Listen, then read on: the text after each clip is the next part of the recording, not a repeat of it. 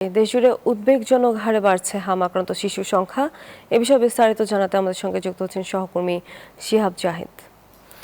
জাহিদ, আমাদেরকে জানাবেন যে হাসপাতালে নতুন করে কতজন রোগী ভর্তি হয়েছে?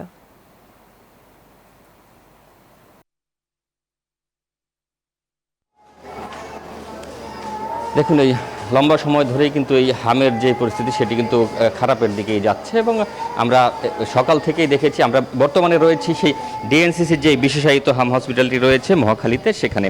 এবং সামনে ঠিক দেখতে পাচ্ছেন অসংখ্য শিশু কিন্তু সেই হাম নিয়ে এই যন্ত্রণায় কাতরাচ্ছে এবং তার অনেকের মধ্যেই নানান ধরনের সমস্যা দেখা দিয়েছে। সর্দি, কাশি, জ্বর সহ বিভিন্ন রকম র্যাশের সমস্যা, পেটে সমস্যাজনিত বিভিন্ন কারণ নিয়েই কিন্তু এখানে ভর্তি হয়েছেন এই শিশুরা।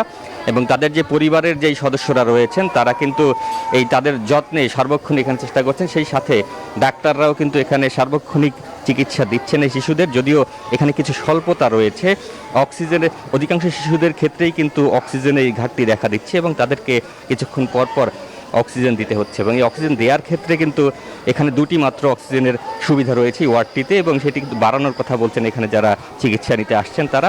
এবং আমি যদি বলে রাখতে চাই যে আজকে কিন্তু এই যে হাসপাতালটি রয়েছে সেখানে 400+ এখনও ভর্তি রয়েছেন রোগী, এবং সেই সাথে এখানে যারা চিকিৎসা নিচ্ছেন তারা কিন্তু 109 জন যারা রয়েছেন, 109 জন চিকিৎসা নিয়ে বাড়িতে ফিরেছেন। এবং চিকিৎসকদের সঙ্গে আমরা কথা বলেছি, তারা কিন্তু জানিয়েছেন যে আসার কথা, যে এখন ভর্তির চেয়ে এখান থেকে রিলিজ পাওয়ার সংখ্যা অনেকটা বেশি এবং তারা এই চিকিৎসা ক্ষেত্রে তারা সর্বোচ্চ চেষ্টা করছেন।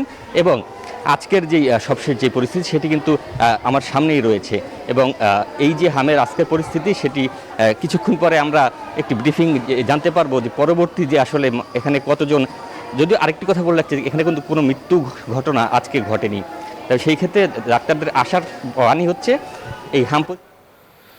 জাহিদ, ধন্যবাদ আপনাকে। Bashundhara public school and college 2026 শিক্ষাবর্ষে ভর্তি চলছে।